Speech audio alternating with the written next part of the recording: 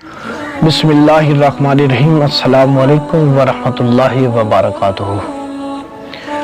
नाज़रीन कराम, महंगाई का असर हमेशा गरीबों पर ही क्यों होता है?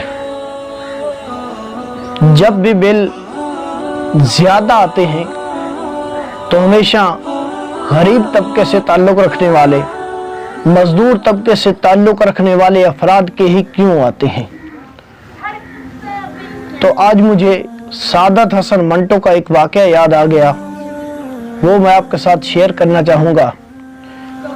सादत हसन मंटो लिखते हैं कि एक दफ़ा मैं एक कोठे पर चला गया तो वहाँ मैं उस कोठे की नायका के कमरे के अंदर गया तो क्या देखा कि नायका 2 रज़ाइयाँ लेकर बेड के ऊपर सो रही है, 2 एसी चल रहे हैं। और सादत हसन मंटू कहते हैं कि जब मैं बाहर था तो इतनी शदीद गर्मी थी कि मैं पसीने के अंदर शराबूर था, नहाया हुआ था। लेकिन जब मैं उस नायका की कमरे के अंदर गया तो मैंने भी सर्दी महसूस की और मैंने उस नायका को कहा कि जब एक एसी से काम चल सकता है तो तुमने ये 2 एसी क्यों ऑन कर रखी हैं, हालांकि तुम्हें सर्दी भी लग रही है। तो उस नायका ने जवाब दिया कि इसका बिल कौन सा हमने अपनी जेब से अदा करना है। तो सादत हसन मंटू कहते हैं कि मैं वहां से वापस अपने घर आ गया। कुछ दिन गुजरे थे कि मुझे असिस्टेंट कमिश्नर के दफ्तर एक काम था तो मैं वहां चला गया। जब मैं वहां गया तो मैंने देखा कि एसी साहब पेंट कोट लगाए कुर्सी पर विराजमान हैं और उनके दफ्तर के अंदर भी एक नहीं बल्कि 2 एसी चल रहे थे। तो मैंने कहा, एसी साहब ठीक है बाहर गर्मी है लेकिन एक एसी से भी आपका काम चल सकता है, तो फिर ये 2 एसी आपने क्यों चलाए हुए हैं? क्या आपका बिल ज्यादा नहीं आता? तो एसी ने जवाब दिया कि इसका बिल कौन सा हमने अपनी जेब से अदा करना है।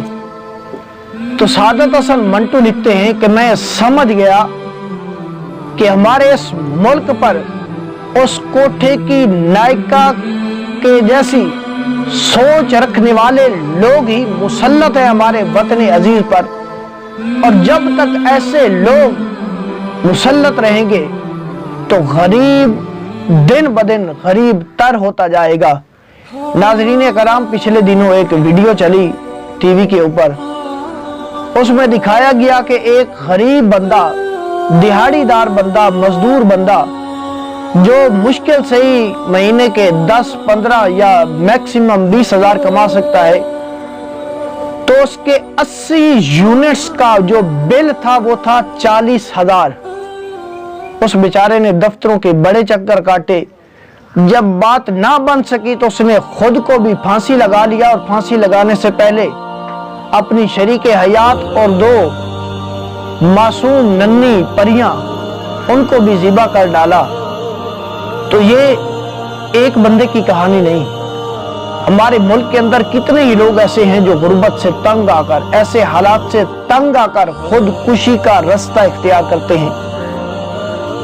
तो नाज़रीन, सवाल ये है कि उसका खून, उसकी बीवी का खून और उसकी 2 बच्चियों का खून किसके जिम्मे है?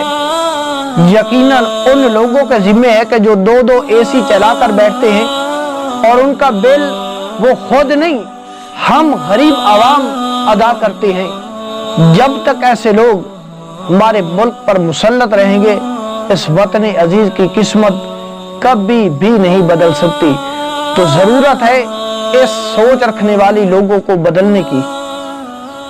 तो इलेक्शन करीब है, ऐसे लोगों को चुने जो आपका सोचते हूं, जो वतन अजीज को सोचते हूं, जो हर चीज से पहले अपनी मुल्क और अपनी मिल्लत का सोचते हूं।